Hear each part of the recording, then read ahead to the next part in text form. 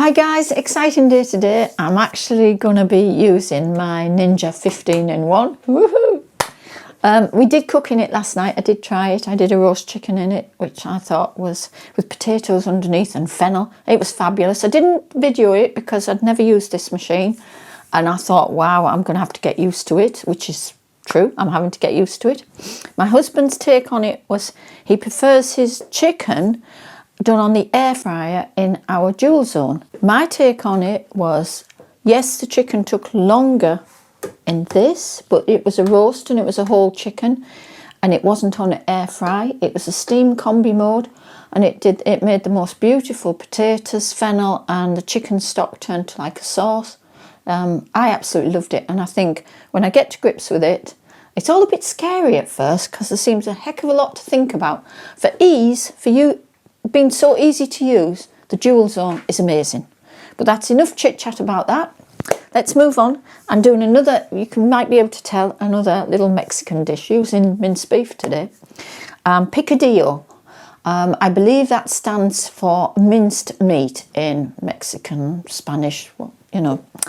Anyway, and what you can use it for today, well, today you won't see, I'm just making the picadillo, but I'm actually going to use it to stuff in peppers and then add grated cheese and roast in the oven or in the Ninjas, whichever one I choose. But today I'm just going to make the picadillo up because I'll do that recipe, the full recipe, another day.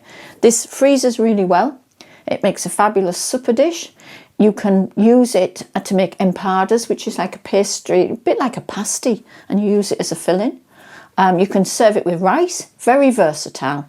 Anyway, let's have a look what we're using. So the minced beef, you put 2 tablespoonfuls of malt vinegar in there, salt and pepper seasoning, give it 15 to 30 minutes marinade, which is quite different. I believe it's just a way of introducing an acid into the fat. I could be wrong. So this today on the 15, we're just going to be using the saute mode. A high saute to start with, lower it down because this is a one-pot dish. It's very simple. It's just a standover dish. So for a lot of you, if you want a supper dish, it's great. So I thought I would do this one. Okay, and it's really tasty. Had it a lot. If you saw, in fact, I will show you. You can see how old the recipe is and how many times it's been used because it's positively worn. Okay, let's crack on. So first of all, I open the Ninja, and boy is this a heavy machine, but beautiful. Okay, great big cooking pot in it. I was like, yes. Okay, and what we're going to do is get on to saute. We're going to add the onions and garlics with some oil and then the meat. Okay, let's turn it on, and we're looking for sear and saute. There it is. Okay, the time's fine, so I'm going to start it. Right, okay, I'm going to put my oil in, a tablespoonful of oil. It's about all I'm going to need. This is on, initially it's on a high saute. I will bring it down shortly to a low saute for 15 minutes. Just going to put that in. So that's onion, garlic and chilli, all going in there. Okay, so I'm just going to wait till that gets nice and hot. It's very quick, it'll soon be sizzling away. Any moment now I'm going to chuck the peppers in there. Right, I've got the meat in. Okay, it's lovely and hot and sizzling away like fury. So I'm going to, once this meat is cooked to the level I'm happy with, then we turn it down to a gentle simmer and add the rest of the ingredients. Just let that saute off a bit. Quick slurp. Got to keep the chef happy. Lovely.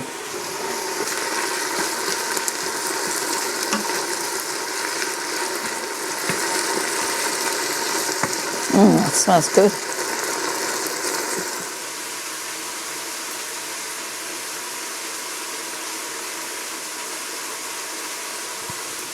Okay, this has been sauteing at high for 10 minutes. I'm now ready to add the other ingredients. So I'm chucking in stuffed olives, chopped almonds, flaked almonds. This is supposed to be 2 tablespoonfuls. My hand's stuck. of raisins. Gorgeous raisins. They bring sweetness.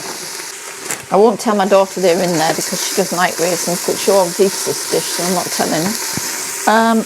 And 2 spoonfuls of tomato puree. Let me have a look. Yeah, that's about 2 spoonfuls.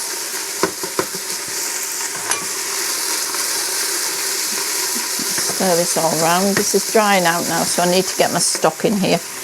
1 large cooked potato, not fully cooked because it's going to sit in there 15 minutes. So just before it's actually too soft, that's going in. And 300 mils of chicken stock. Now stir this round, get a good bubble going, and then I'm going to simmer it. I'm going to put it onto low, where it simmers for 15 minutes and does its thing, and it's done. And that's how easy, 1 pot wonder. And as I say, you can serve that with rice, you serve it with chips, who cares? It's flipping delicious. So, right, like I say, the salty on this is particularly good. So, it's already bubbling its bottom off. So let's take that down. 4, 3, 2, 1, low on 1. So that's going to really come down. I may take the saute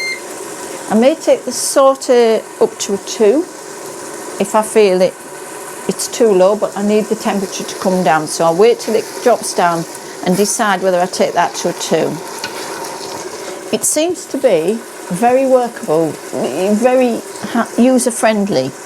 I'm not having any big issues with it, you know, so at the moment, that is. Wait till I get into the more complex dishes. But at the moment, I'm very happy that it's... Initially, when I opened the box, I thought, oh my God, what have I done? Because it's got quite a good size manual. It's got a good recipe book. And that's the chicken recipe I actually tested last night. It was excellent. Oh, it's coming down lovely. I'm actually going to take it back to 2 now. This is how effective it is. So we're on low 1, up 1 to 2. What I like as well is every time you change your temperature. When I was on 5, I know I did 10 minutes, 14 seconds.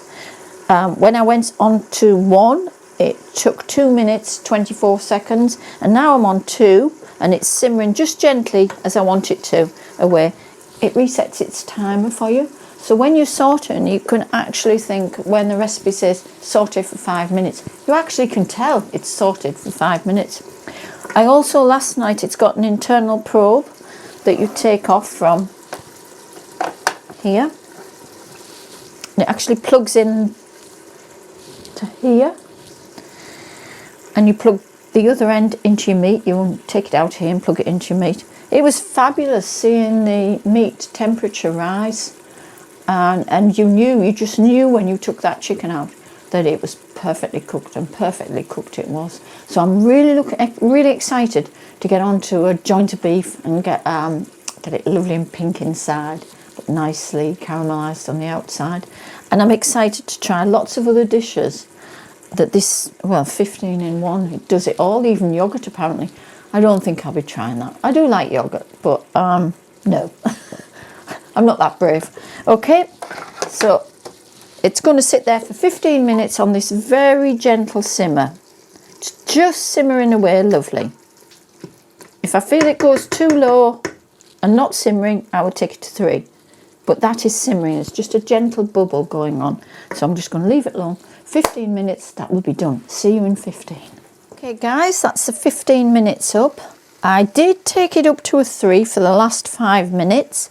I just felt it was just hovering there. It was very nice and comfortable, but it wasn't bubbling enough for me to dry or to use up the chicken stock that was in there.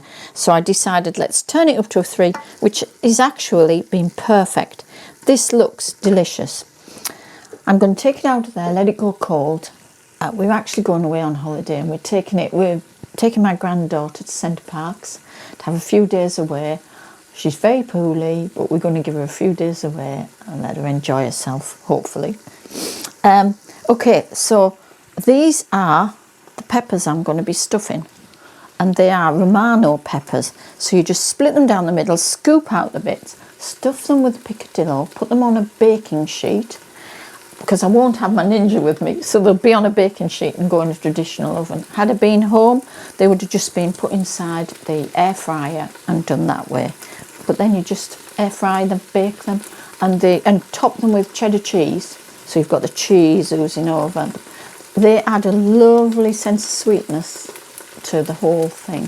So try that. So it's basically, it's a recipe for a stuffed pepper as well. But I use picadillo in a lot of things.